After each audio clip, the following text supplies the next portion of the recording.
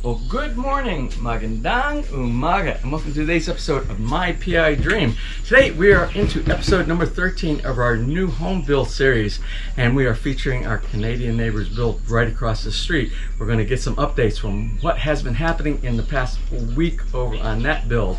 So let's go ahead and get today started. Now without further delay, let's get today's video underway.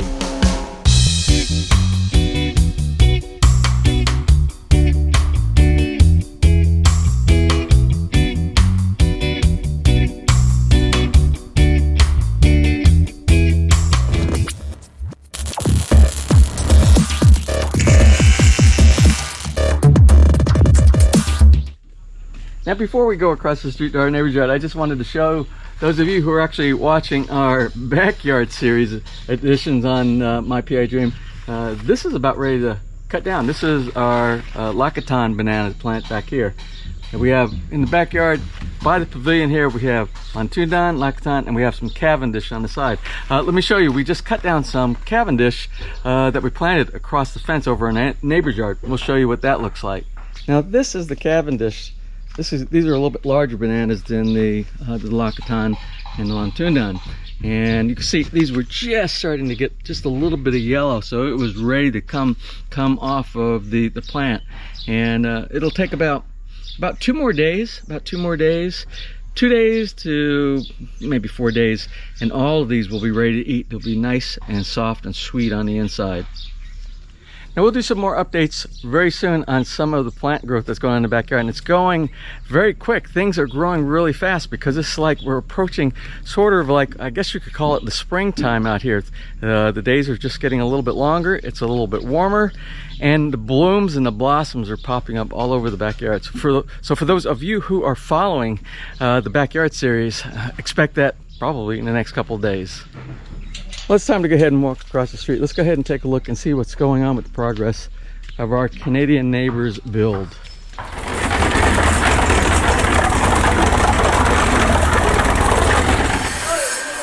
Now, this is where we left off in our last episode. Our last episode, we were talking about the lentil beam. And as you can see now, with the formwork off, you can see the lentil beam runs all the way across all the windows, the non-load bearing concrete hollow block here, and across the door frame over there. And as we said last week, we said that the lentil beam is really important for giving strength to the top of those structures, the openings, the door openings and the window openings, so that you don't get any cracks. As well, it presents another area. If you need to have a very high ceiling, that beam you can build on top of that, and you can add additional concrete hollow block and not cause any problem with the strength of the wall.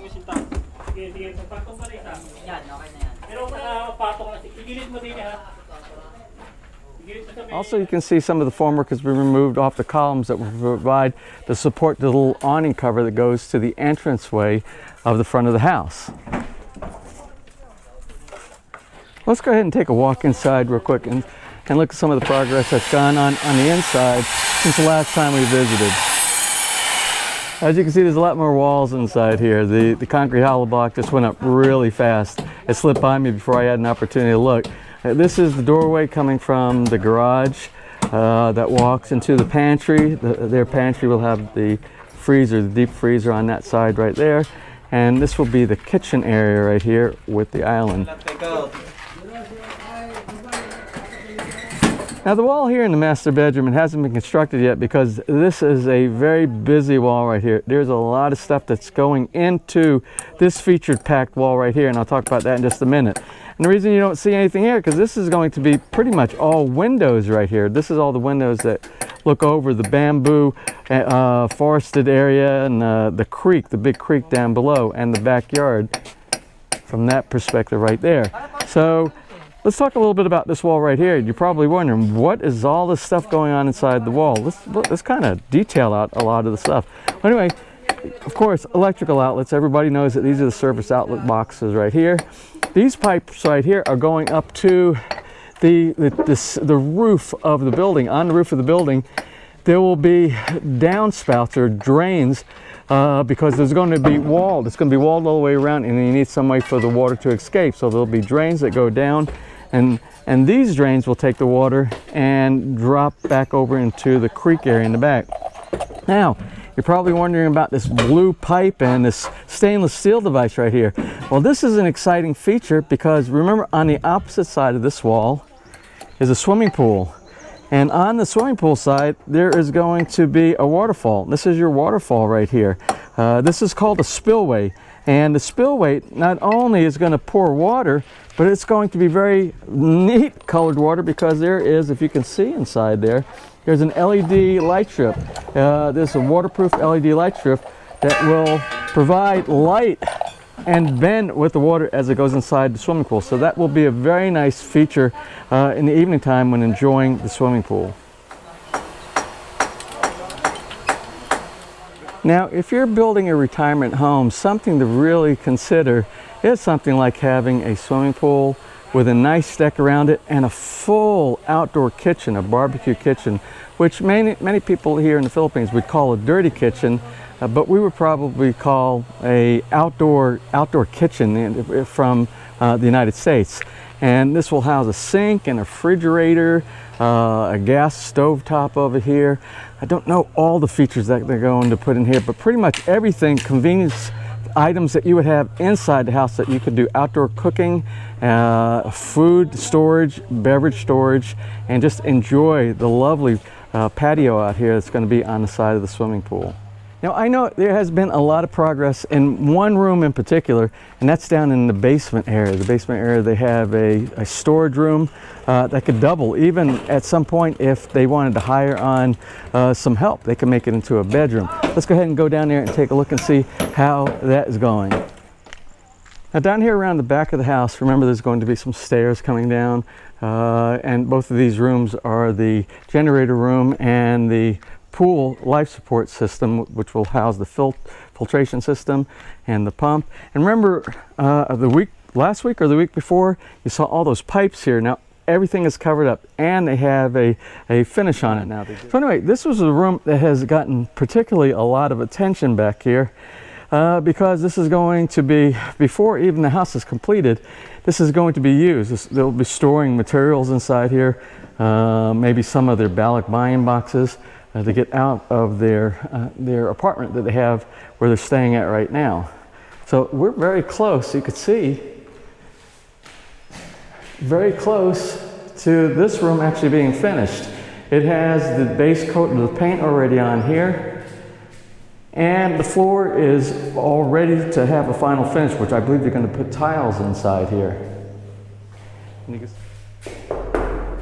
And they just have to do the mounting hardware for this. Very high ceilings in here as well, which will provide additional places for shelving support if this is indeed used as a storage unit. Now, something I like in the design of this particular house right here is the fact that they have these nice overhang awning units that go over all the doorways and all of the windows. This is a very nice feature, and they're actually functional because of the depth that they have. Where if you look at our place over at Villa Feliz, ours are mainly decorative. They're for aesthetic use. The little ledges that hang out over the windows don't really do anything for protecting it from any rain, but it does provide a place for the birds to hang out, and that can be a little bit of a problem too. But that's okay. We like the birds. We don't mind them hanging. A little bird poop now and then isn't a big deal for us to have the beauty of the birds there. And here's another one of the awning overhang features that still has the formwork on it. As soon as they remove that, we'll try to get an update and see what that looks like. But you can see from the picture on the front of the house that shows the actual finished look of the house, what this is going to end up looking like.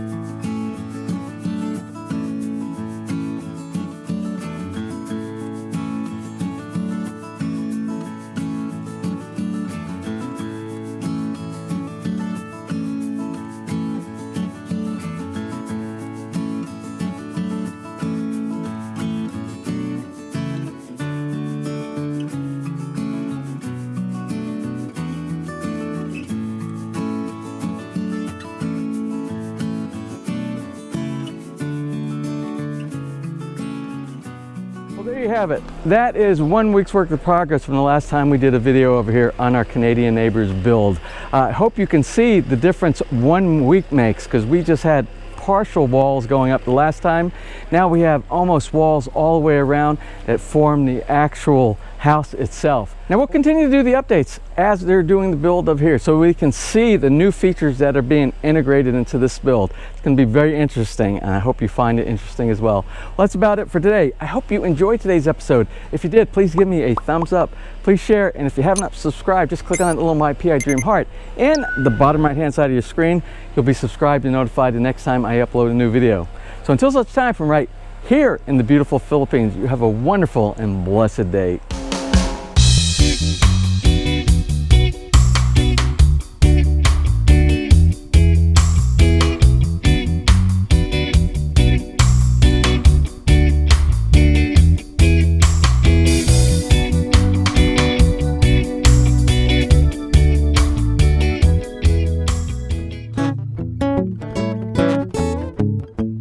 If you enjoyed today's episode and you would like to see more just like these, just click on one of the helpful links over to your right and you might be able to pick up on some good information on DIY projects, how to, or if you are interested in moving to the Philippines and building, you'll find answers there as well.